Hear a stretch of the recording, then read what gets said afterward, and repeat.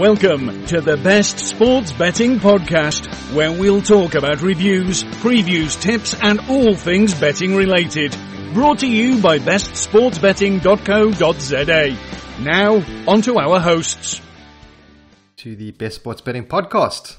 And today we're going to be taking a look at the previous Premier League results, some of the cricket results, the NFL playoffs, and we're going to be having a look forward at the Premier League as well, and then some of the Currie Cup and NFL final playoffs. With me as always is Simon. Simon, we had a bit of a mixed bag last week, some interesting results, but all in all, not too bad with your nice value bet on India. Yeah, that was really the saving grace because, in the Premier League, I liked Arsenal Crystal Palace over 2.5. That didn't come through. And I know you fancied Liverpool against United. That also didn't come through. So I was really glad that India managed to take the lead in that test, well, to win the series 2-1 in the end. And I think we got some really, really good odds at 6-1 on that happening.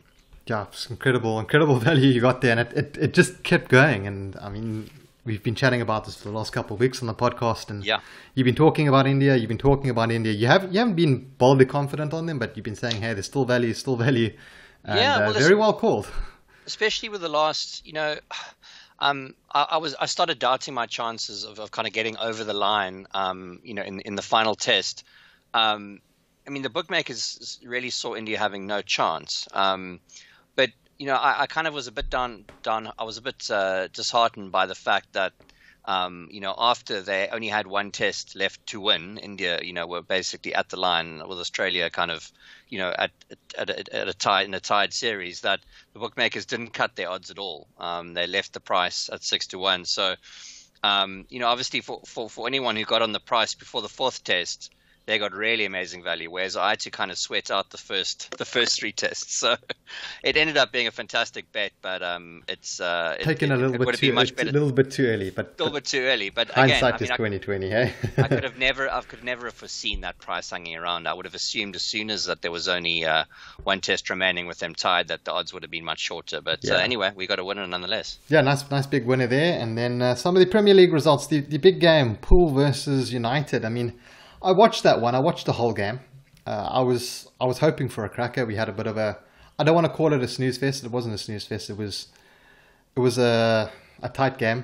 I feel United maybe should have won that. They had a couple of the better chances at the end of the game.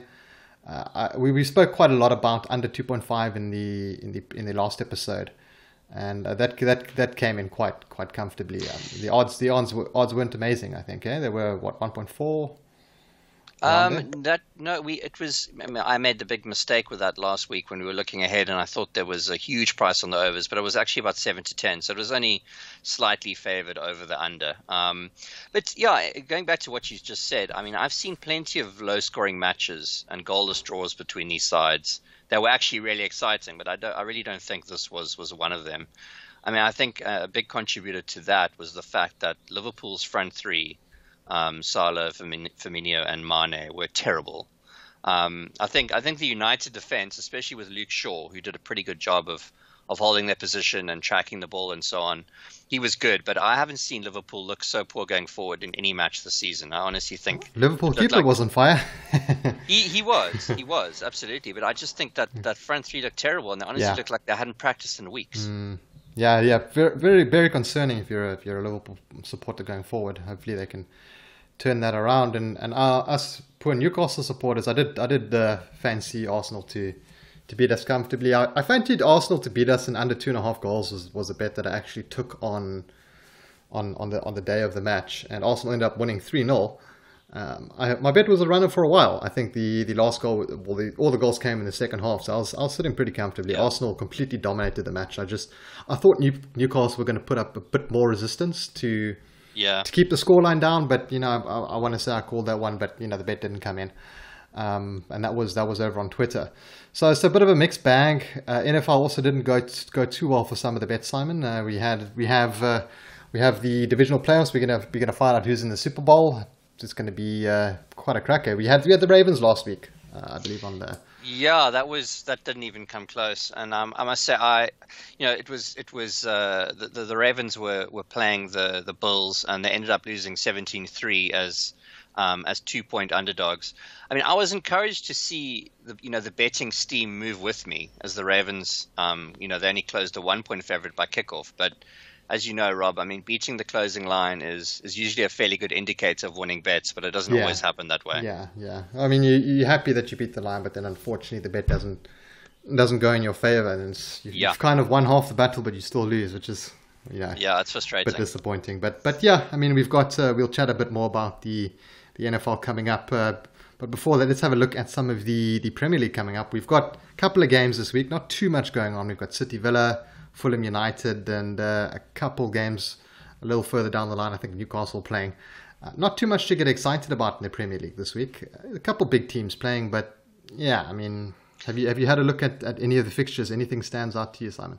Yeah, I have. I mean, there's FA Cup distractions again, and as far as I can tell, all the Premier League games this week are actually postponed from previous weeks. So I think this would have been actually a Premier League free week if it weren't for the postponed games. The one game I took a look at, which I quite liked, was City Villa, and I just think this is the perfect time for what Americans call a square bet. Yeah, it's a mismatch, on the home favorites. I mean, this might well change in coming weeks, but I think City right now look the only team worthy of the championship.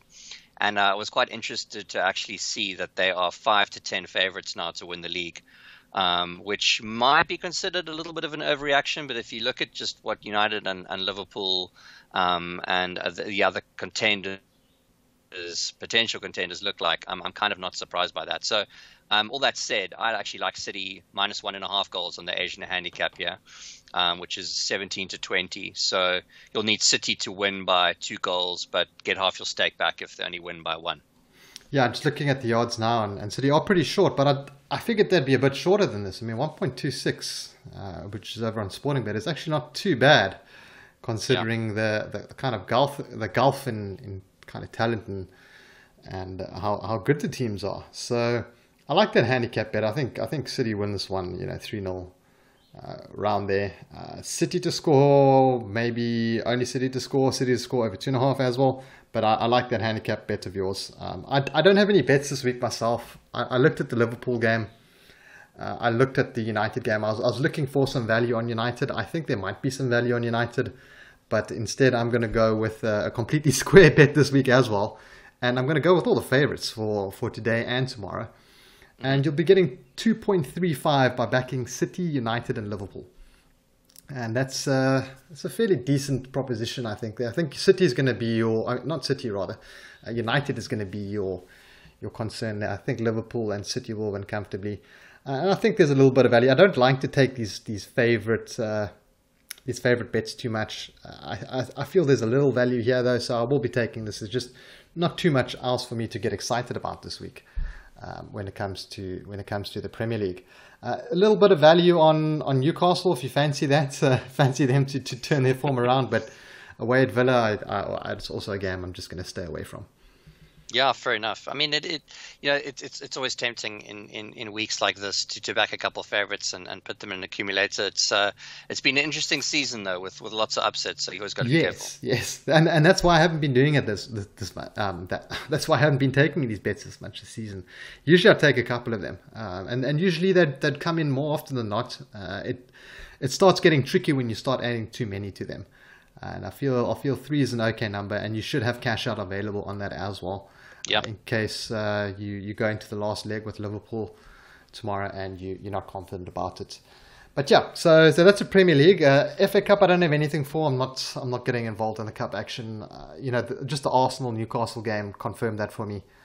Arsenal faced Newcastle a week or two ago in a cup game, 0-0. Yes. Win in extra time.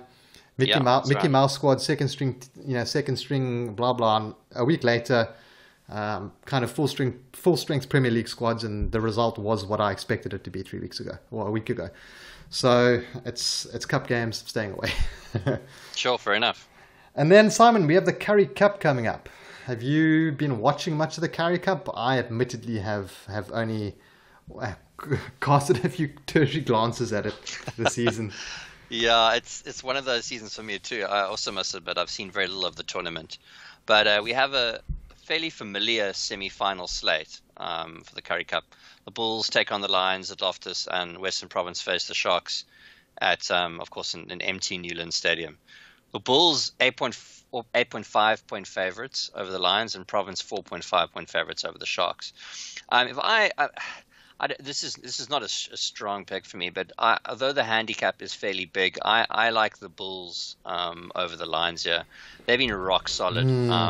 Look at their form over the tournament, especially at Loftus, and I think they can win by the margin of a converted try and a penalty quite comfortably. So I would certainly take the Bulls over the Lions rather than Province over the Sharks. But I'm on the opposite side. I looked at these games, and I looked at the Bulls, and the Bulls have just been smashing the Lions, and they are playing at home.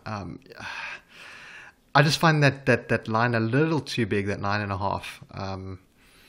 And it almost, I think the Bulls are going to win this one comfortably, but I just think that might be a little too big. But at the same time, I don't want to back the Lions on the plus 10.5 or plus 9.5 either. So I like your bet there.